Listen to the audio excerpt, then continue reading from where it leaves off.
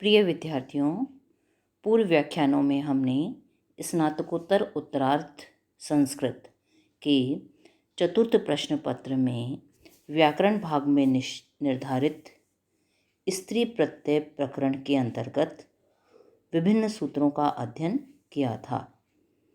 आज उसी क्रम में आगे बढ़ते हुए हम अगले वार्तिक श्वशुरस्योकार अकार लोपश्च से अपना अध्ययन प्रारंभ करते हैं।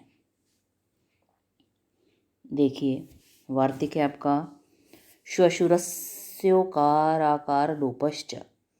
श्वशुर शब्द से परे स्त्रीलिंग की विवक्षा में ओंग प्रत्यय होता है तथा श्वशुर शब्द के शकार से परवर्ती उकार का तथा रकार से परवर्ती अकार का लोप हो जाता है।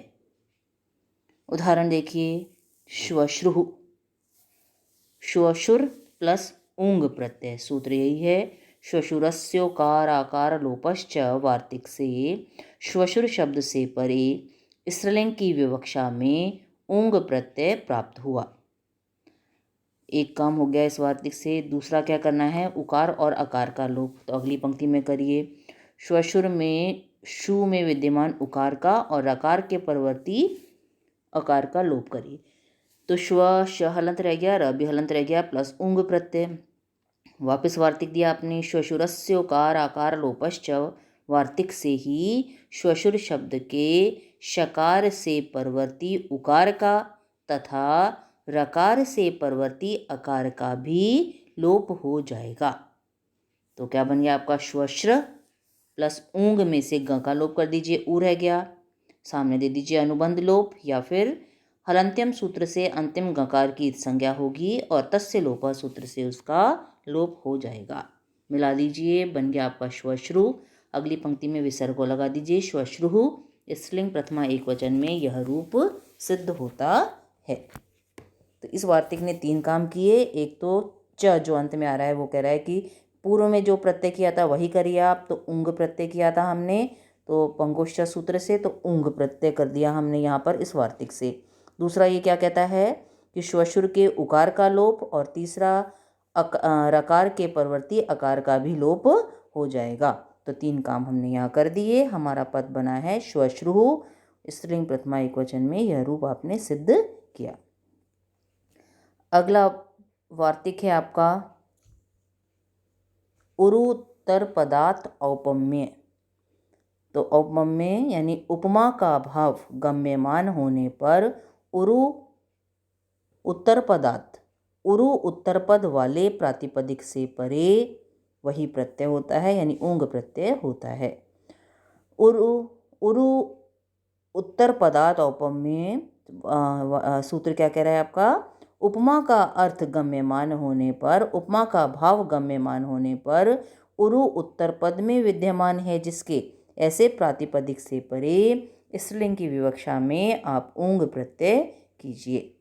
उदाहरण बनाइए। कर भोरु है ना, करब के समान उरु है जिसकी, तो उरु उत्तर करब, उरु उत्तर पद में आ रहा है आपका।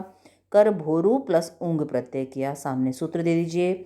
उरु उत्तर पदार्थ औपम्य सूत्र से उपमा का भाव गम्यमान होने के कारण उरु उत्तर पद वाले प्रातिपदिक कर भोरु से परे स्त्रीलिंग की विवक्षा में ऊंग प्रत्यय प्राप्त हुआ।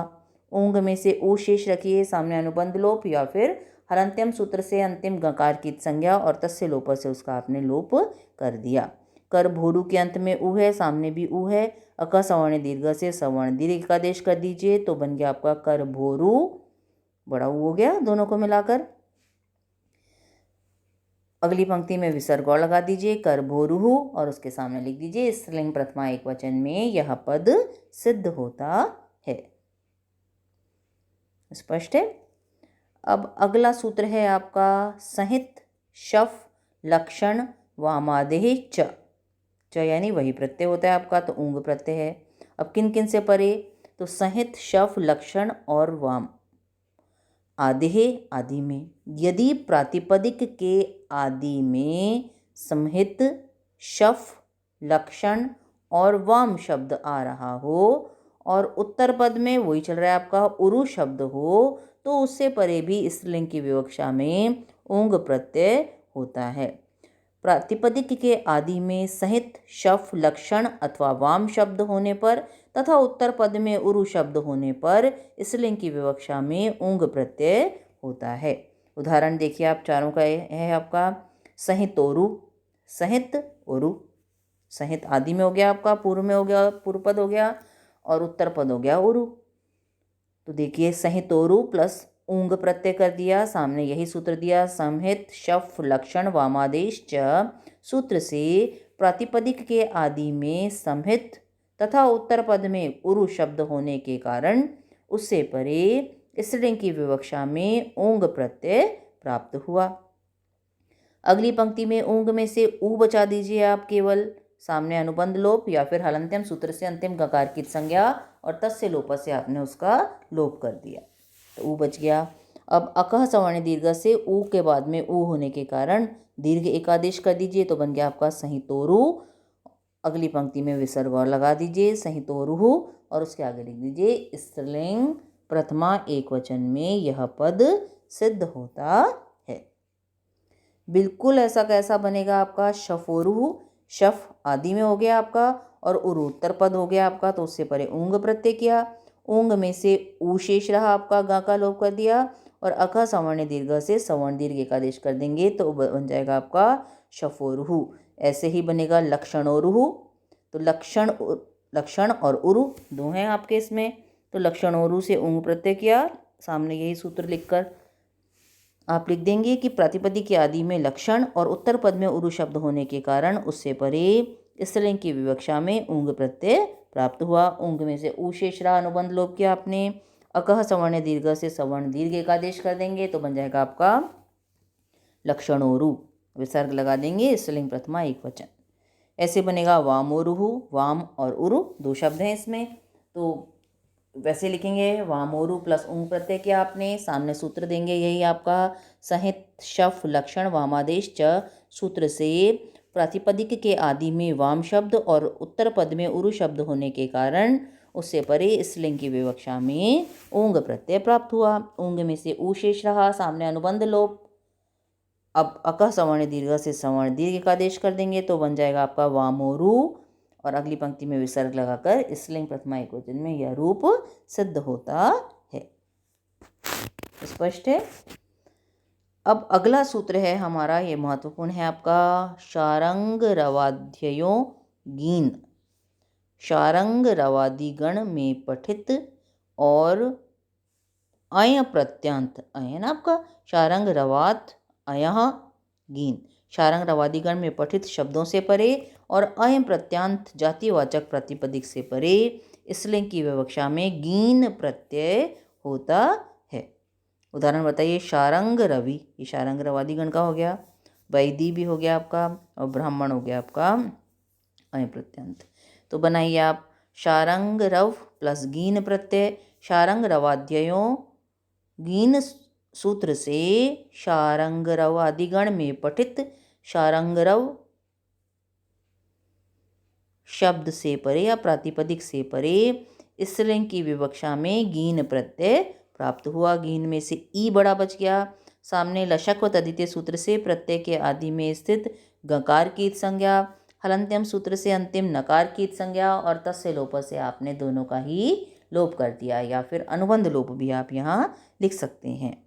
अगली पंक्ति में शारंग रव के अंत में अ है, इसका लोप कर दीजिए, तो शारंग रव हलंत हो गया आपका, प्लस ई, सामने दोनों सूत्र दिए। वे अका सवर्ण दीर्घ तो लगा नहीं सकते क्योंकि सवर्ण नहीं है, एक अकार है एक इकार है, दो स्वर अलग अलग हैं, तो आपने यहाँ किया जैसे हम तद्धित में करते आए थे और स्त्री प्रत्यय में भी प्रारंभ में किया था। यचि भम सूत्र से आजादी प्रत्यय ई परे होने के कारण पूर्व शब्द समुदाय शारंग रव की भ संज्ञा होगी, और यस्यति च सूत्र से भ संज्ञक शारंग रव के अंत्य आकार का लोप हो जाएगा। अब ई मिला दीजिए, इसमें बन गया आपका शारंग रवि, स्त्रीलिंग प्रथमा एकवचन में यह रूप सिद्ध होता है। बिल्कुल ऐसे बनाएंगे आप वैदी, तो वैद प्लस गीन सूत्र वही देंगे। शारंग रवाध्ययों गीन सूत्र से शारंग रवादी गण में पठित वैद शब्द से परे स्त्रीलिंग की विवक्षा में गीन प्रत्यय प्राप्त हुआ। अगली पंक्ति में गीन में से ई शेष रह गया, सामने अनुबंध लोप।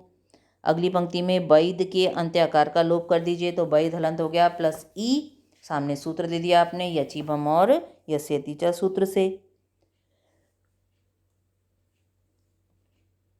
अगली पंक्ति में मिला दीजिए क्योंकि वैद आपका हलंत हो गया तो वैदी बन गया। स्त्रीलिंग प्रथमा एकवचन में यह रूप सिद्ध होता है। बिल्कुल ऐसे ही बनाएंगे आप ब्राह्मणी।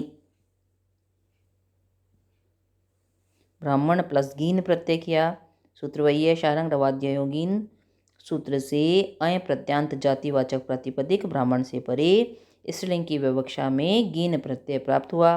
गीन में से अगली पंक्ति में ई रह गया, सामने अनुबंध लोप। ब्राह्मण के अंत्याकार का लोप कर दीजिए यचिभम और यस्यति च सूत्र से। मिला दीजिए हलंत ण में ई तो ब्राह्मणी बन गया। स्त्रीलिंग प्रथमा एकवचन में यह रूप सिद्ध होता है। आज आपको जो सूत्र पढ़ाए इनको ध्यान से देखिएगा। कल स्त्री प्रत्यय के जो कतिपय सूत्र बचे हैं उनको पूरा करके हमारा स्त्री प्रत्यय प्रकरण समाप्त हो जाएगा।